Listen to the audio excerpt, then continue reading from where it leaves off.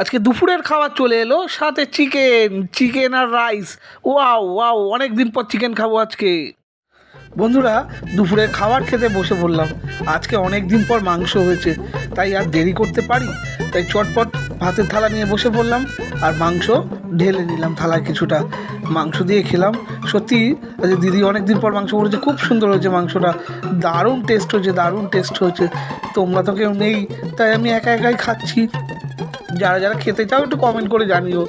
আমি কিন্তু এখন চিকেন দিয়ে মন দিয়ে ভাত খাচ্ছি, ঠিক আছে বন্ধুরা? তোমরা দেখো আমি খাচ্ছি। বন্ধুরা, তোমরা কেউ দুঃখ পেও না, একদিন তোমাদের সবাইকে নেমন্তন্ন করে আমি খাওয়াবো, ঠিক আছে? তোমরা আমার ভিডিও দেখতে থাকো, আর কার কার বাড়িতে চিকেন হয়েছে আজকে আমাকে কমেন্ট বক্সে জানিও। আমি চিকেন খেতে খুবই ভালোবাসি, তাই আমি আর লোভ সামলাতে পারছি না, তাই ঝটপট করে সম্পূর্ণ ভাতটা নিয়ে নিলাম, তার মধ্যে সম্পূর্ণ মাংসের ঝোলটা ঢেলে নিলাম। ঢেলে এবার সুন্দর করে মেখে নিচ্ছি। মেখে আমি এখন ঝটপট করে খাচ্ছি, কারণ আমি আর থাকতে পারছি না বন্ধুরা। আমি এখন খেয়ে নিচ্ছি ঝটপট করে। মাংসের ঝোলটা যা দারুণ রান্না করেছে না দিদি, কি বলবো, অপূর্ব অপূর্ব, সেই হয়েছে সেই। আমি তো আর পারছি না, আমি তাই ঝটপট করে তাড়াহুড়ো করে খেয়ে নিচ্ছি, কারণ এত সুন্দর রান্না, একে আর রেখে রেখে খাওয়া যায়? তাড়াতাড়ি করে খেয়ে নিচ্ছি তাই। বন্ধুরা, তোমরা কিন্তু কেউ রাগ করবে না, ঠিক আছে? আমি একা একা খাচ্ছি বলে একদিন তোমাদের সবাইকে আমি বাড়িতে রেখে খাওয়াবো।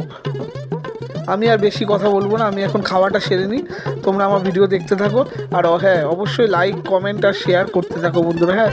আর যারা যারা নতুন সাবস্ক্রাইব করোনি বন্ধুরা, তারা সাবস্ক্রাইব করে অবশ্যই আমার পাশে থাকো।